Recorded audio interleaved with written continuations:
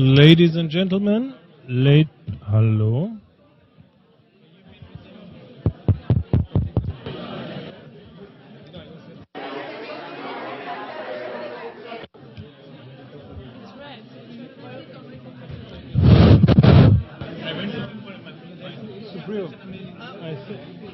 What else am I supposed to do? Hello? Is it working? Hello, hello. Oh, it is. Thank you. Hello, everybody. Hello, everybody. How comes when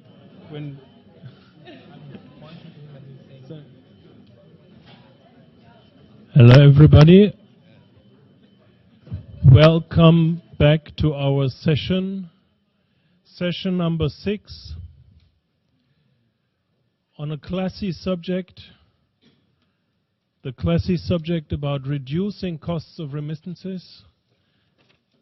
And I hope the subject is classy, but I hope the solutions and the issues we will talk about are avant-garde. And what exactly we want to look into in this session is the issue of remittances costs and giving the word to the remittances industry, looking into commercial challenges, but also looking into regulatory barriers to reduce costs. What exactly we want to do is, what are recent developments in the remittances industry in terms of, first of all, how do new markets look like? Second, what do new products look like? And what are the opportunities that stem from there? Secondly, we also want to have a look at how are regulations on the sending as well as on the receiving side affecting the costs of operating in the remittances market. And third, what is the way forward in terms of regulatory changes and technological innovation to facilitate remittances services for the poor? As I said, we want to give the word to representatives from remittances industry. We'll have some commercial, the opportunity to do some commercial break here.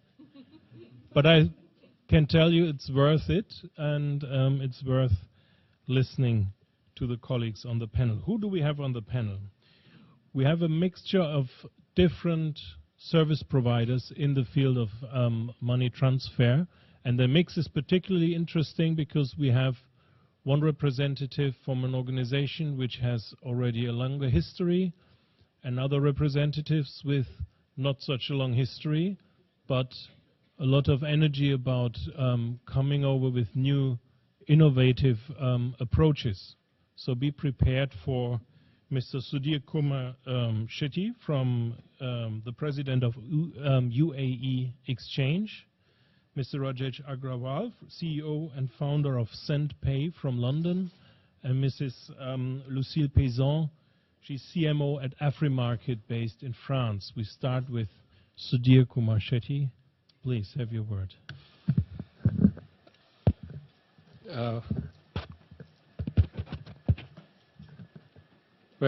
Before I start the slides, let me give a brief background of the UAE Exchange, how it operated and how we are able to manage to bring down the cost of remittance to almost 2%, which is operating for the last 35 years in the UAE market.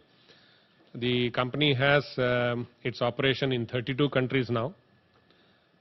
We have about close to 800 branches, retail branches in these countries, and last year alone, UAE Exchange has remitted $28 billion of remittances. Now, the founder, I need to talk about Dr. B.R. Shetty.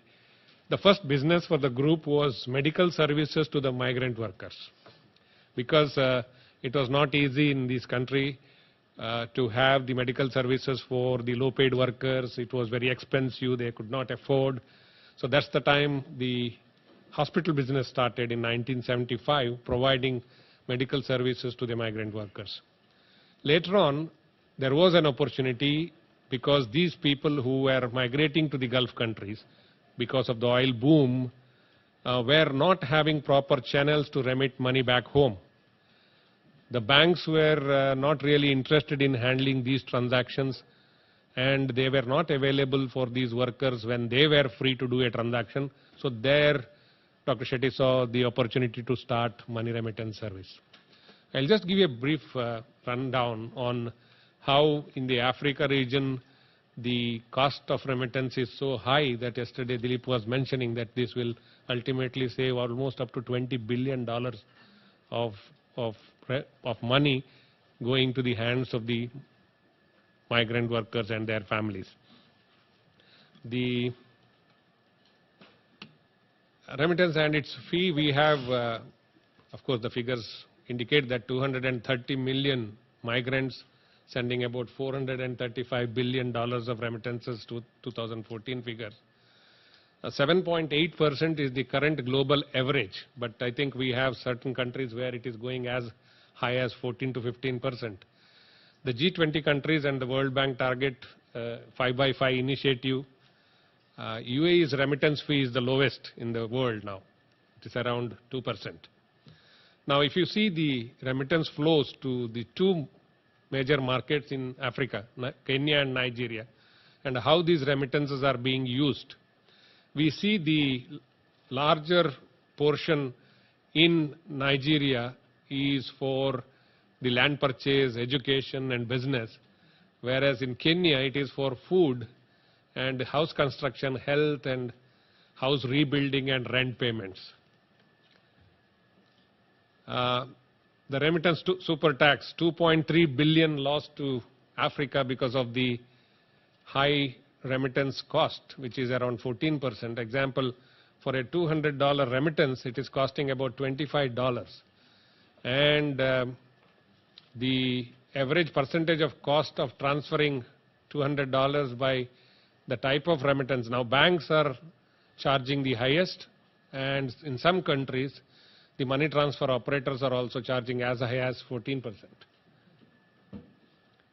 Now, how we were able to reduce the cost per transaction to 2%? We were one of the early adopters of technology. Of course, the initial stages we were having only checks that were drawn on various current accounts of correspondent banks that we were maintaining. The customers had to carry these checks to the post office, and then they had to send it by registered mail to their beneficiaries. One was the cost, additional cost, plus the time it used to take. It used to take almost 3 weeks for the checks to be received by the families back in their countries. Now, we saw an opportunity very early in the 1980s. As I said, Dr. Shetty started this money remittance business because the Gulf countries were receiving more number of migrant workers, especially from South Asia, Southeast Asia. And because of that, the medical service was started in 1975. Later, 1980, we started the remittance service through UAE Exchange. Except the banks, there weren't many formal money remittance channels available out of the Gulf region, and most low-earning migrants were unbanked. And the bank's infrastructure wasn't good, and working hours were not favorable. As I said, when the people were free to remit money, because they were all working in far-flung construction sites, they could come to the city only by 6 in the evening, banks were not available, or they were coming only during the weekends, the banks were not available. That's where we started our operation and started opening the UAE Exchange branches from 8 a.m. to 10 p.m. and all 7 days of the week. So the people started coming to the exchange branches, and we encouraged these people to open bank accounts in their home countries. The shift, the UAE Exchange encouraged migrants to choose formal means for sending money. This brought forex into the receiving economy's treasury. Many of the South Asian countries, because of the informal channels, they were losing the foreign exchange. Now, because we started opening bank accounts for the migrant workers back in their home countries, the channels provided which encouraged formal remittances into these bank accounts. Expanded bank branch network to improve customer proximity. extended working hours. Now, the journey, as I mentioned, we were issuing only checks drawn on correspondent banks in various currencies. Now, we first started off with our own IT development team within the company, and we started seeing how the technology could help us in eliminating the delay in delivering the money transfer. Now, 1996, we started downloading the data in the destination countries and started printing the checks in those countries. Instead of printing the checks in the remitting country and then the customer going to the post office to send it back to their home countries, we started downloading the data and generating the instrument in the home countries. So this reduced the time frame from 21 days, 25 days to 3 days. Why the informal channel was flourishing those days was they were very fast, because somebody would collect the local currency in the countries and they will deliver the local currency in the home countries. We had to beat those people in terms of speed, and then they were more cheaper compared to the interbank rates that we are offering. So first we wanted to reduce the time taken to put the instrument across. 1996 we started downloading the data and generating the instrument in the home countries. Then we got into SWIFT. So because of the SWIFT, we could get the access to almost all the banks worldwide, and UAE started attracting people from different parts of the world. Today we have 200 different nationalities living and working in UAE. We have 8 million population, out of which almost 7 million are expatriates, and this really helped us in putting the money across to even to the developed economies. Now, 1998, we started instant money product. We were the agents for Western Union, and we knew that the Western Union charges were very, very high.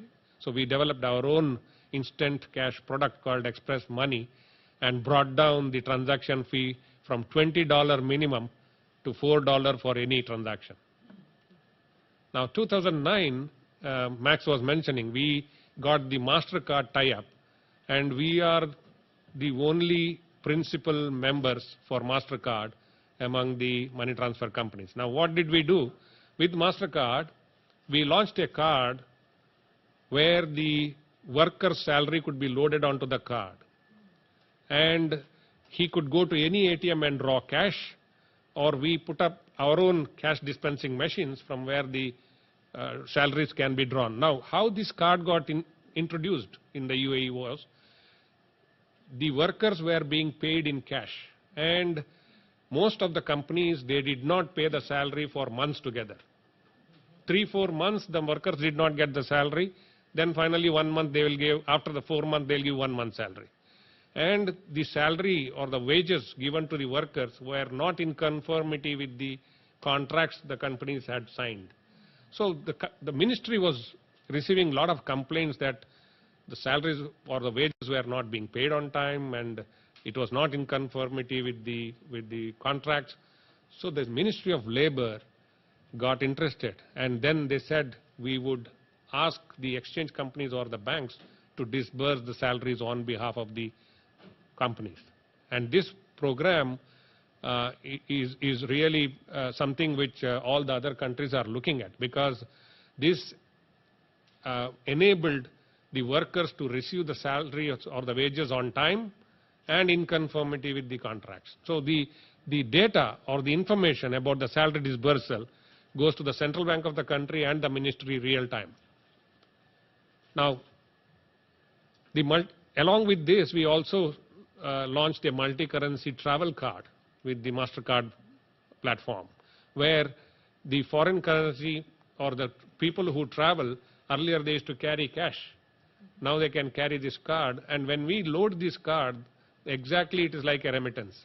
The card can be loaded, and the customer can go and take that card to any country that he wishes, and the customer can choose the number of currencies that he wants to load in this card.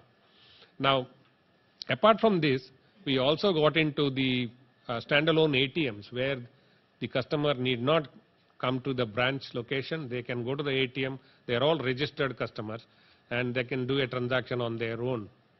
In 2010, we launched Flash Remit, which is host-to-host connectivity with the correspondent bank. Now, by this, we were able to push the transaction directly to the customer's bank account, and it happened instantaneously.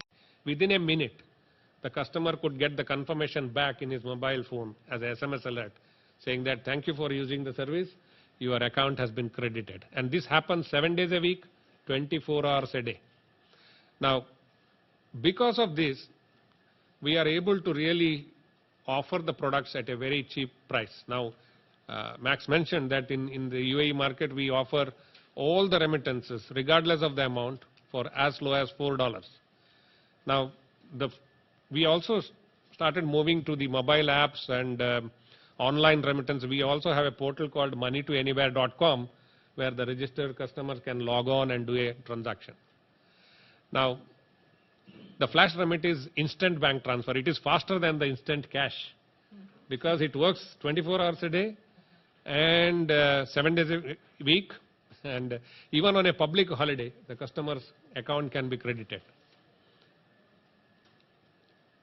Now, this is about the mobile apps and the moneytoanywhere.com, and people have moved from the traditional brick and mortar transfer to the online transfers wherever possible. In certain countries, it is not still active because we don't have a direct debit facility happening. The mobile apps is slowly catching up in the Middle Eastern market, but in the other markets, now markets like US, Europe, and Australia, we are able to generate almost 35% of the total transactions through the mobile.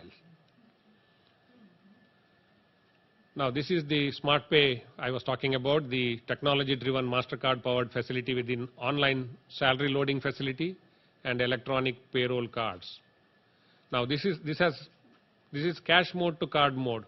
These workers were paid always in cash. Now, all this cash is loaded onto the card, and from the card, they can use that card to do an online remittance transaction. Now, of course, the UAE Exchange follows the EFQM, European Foundation for Quality Management, a lot of certifications in terms of security certifications and quality certifications, awards. Yeah. Now, apart from doing remittances, we continuously educate our customers to open bank accounts. Now, over the last 35 years of our history, we have opened more than 4 million bank accounts, and in the last 4 years, we have opened more than 1 million bank accounts for the customers. Now, in the previous session, they were mentioning about the Indian Prime Minister's Jan Dhan Yojana, where every family should have an account. He was mentioning that everybody has an account, but nobody is using the account. Now, this account has certain benefits because to encourage the account opening, the government announced that everybody will be given a free insurance and a small facility of 5,000 rupees, which is very small, but just to encourage people to open bank account. Now, if all the people in the receive countries have their bank accounts in place, I think this is where we can really manage the costs. Because you don't have a service provider, a receive agent, and a paying agent where you need to share the revenue. Here we are pushing the transaction directly into the bank account. This is, because of that, the cost of operation has become so low. So we are able to offer at such a low price. Of course, apart from doing this, we've in our markets, we had post 2008, a lot of people got into, financial problems, and we went out to all these places where these people are housed in the camps, and we started counseling them, how to judiciously use their money and not to get into debt trap. And these are all some of the community services. We go to the labor camps and also provide them some entertainment, show some films, arrange some competitions, because they are away from their families, and socially they are not, somebody is not taking care of their requirements. So we go out and do all these sorts of things so that we build a relationship with those people, and they have the element of trust in the company. Now, we also join hands with UNICEF and United Nations for food program, and we are contributing to all these. In fact, in the recent Nepal tragedy, we were the first one to offer free remittances to Nepal. Not only to the Prime Minister's Relief Fund, but also we said we will offer free remittance to the families. And the group, because we have the pharmaceutical manufacturing unit as well as medical services, we sent about, I think, some tons of medicines to Nepal. Now, UAE Exchange, at a glance, we have now 7.9 million customers worldwide, contributes 6% of the global remittance volume. Last year, we remitted $28 billion. Correspondent relations with more than 150 banks worldwide, and servicing over 400,000 customers every day. We are in 31 countries, 750 direct offices, and recently we acquired the Travelex global operation. So Travelex is part of our group now. And new horizons, of course, mobile money transfers. MoneyBeNet is one of the connectivities that agents can have and use our technology and the network. Yeah, our quest to reduce remittance cost will be successful only with the active participation from service providers, technological innovators, respective regulators and the governments. I must say that now the biggest challenge is the banks are not very happy to maintain accounts for the money transfer companies, and this is putting the money transfer companies into trouble, and thereby pushing the remitters to the informal channels, because if the money transfer companies do not operate, then the customers are not going to go to the banks to do the transactions, rather they will go to the informal channels. It is imperative that the banks realize this, and the regulators also realize this. And if the money transfer companies do not have a mechanism to settle their requirements through the banks, settlement banks, then the settlement to various countries will not happen. So it is very critical that the settlement bankers and the correspondent banks and the regulators look at this industry from the angle of the service to the humanity, because the banks can cite the reason that this is not becoming viable for us to maintain the accounts with the money transfer companies because of the KYC compliance issues.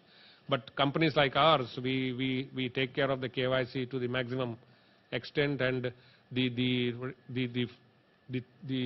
guidelines and the regulations that we follow is very similar to what the banks follow when they start the relationship with the customer.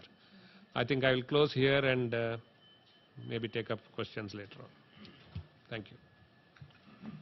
Thank you very much, Mr. Shetty. I'm wondering whether you're discontent with the banks. Finally, is it a regulatory issue or is it a commercial one? But we'll have that for the discussion later on. And we proceed with Rajesh Agrawal from SendPay, please. Thank you very much, Peter. And first of all, can I say thank you very much to the World Bank and to the United Nations. Special thanks to